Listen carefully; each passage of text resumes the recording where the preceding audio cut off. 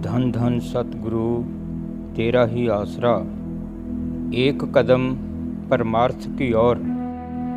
10वें पातशाह श्री गुरु गोबिंद सिंह जी महाराज के टाइम का जिक्र है कि एक आदमी जिसका नाम भाई बेला था, आप बिल्कुल सीधे साधे और अनपढ़ थे।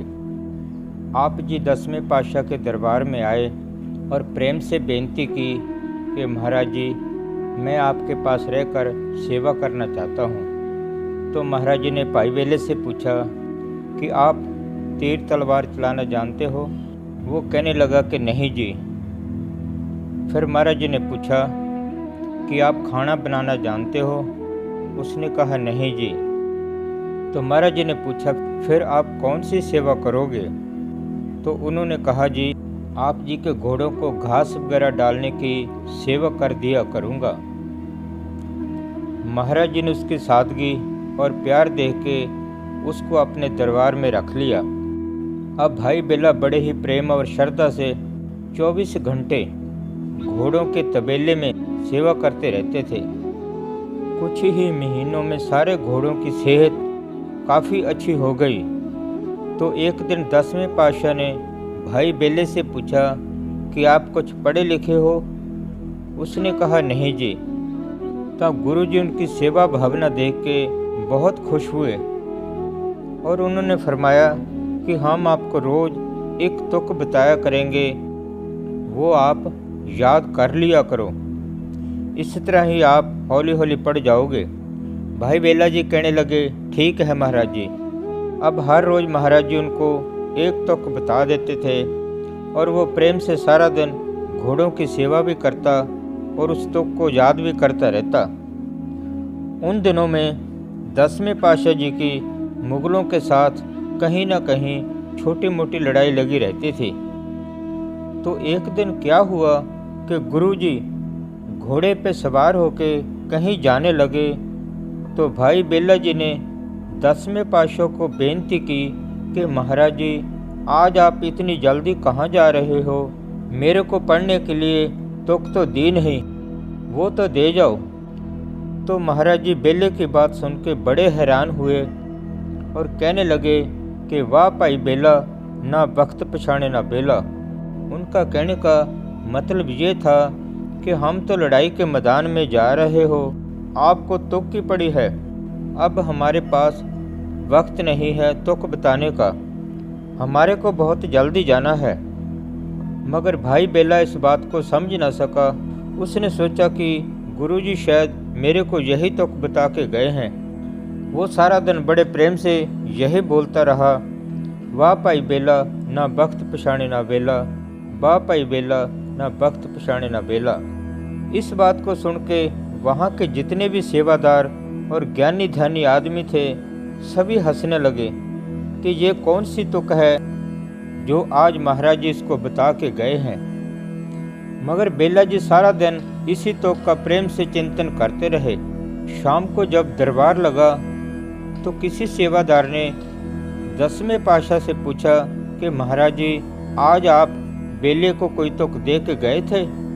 तो वो कहने लगे कि नहीं, हम तो सवेरे जाने की जल्दबाजी में थे, आज कोई तुक नहीं दी।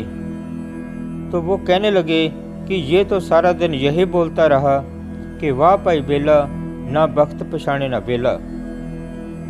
ये बात सुन के महाराज जी बहुत खुश हुए और उन्होंने फरमाया कि जिसने वक्त बेला नहीं पछाना, 24 घंटे सेवा और सिमरन में लगा रहा, वो खट गया। तो उसी टाइम भाई बेले का अंदरूनी पर्दा खुल गया।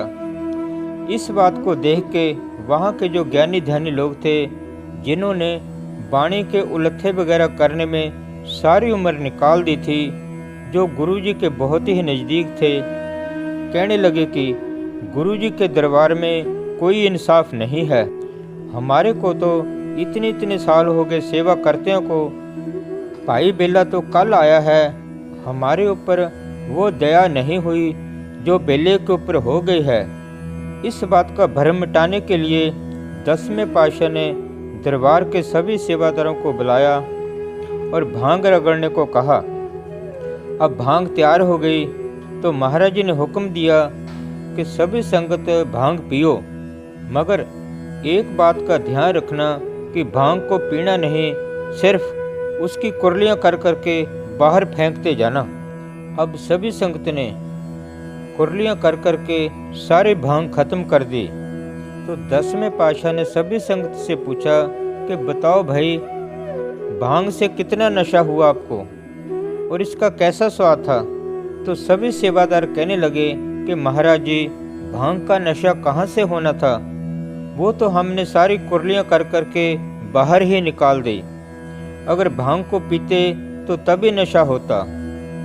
तो 10वें पातशाह ने बड़े ही प्रेम से सभी संगत को फरमाया कि भाई बेले ने वो भांग पी ली है, प्रेम से सेवा और सिमरन किया है, इसलिए ही उसका पर्दा खुल गया है।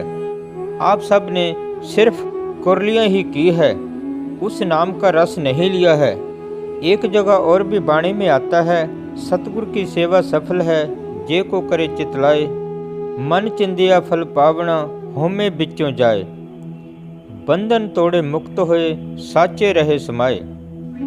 महाराज जी फरमाते हैं कि भक्ति का मार्ग दीनता और प्रेम का है, अपनी हस्ती को मिटाने का है।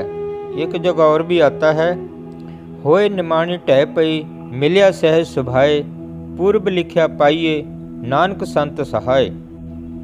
आप जी फरमाते हैं, प्रेम से दरवाज़ा खटखटाते रहो, वो परमात्मा एक न एक दिन जरूर दरवाज़ा खोलने के लिए आएगा। धन धन सतगुरु, तेरा ही आसरा।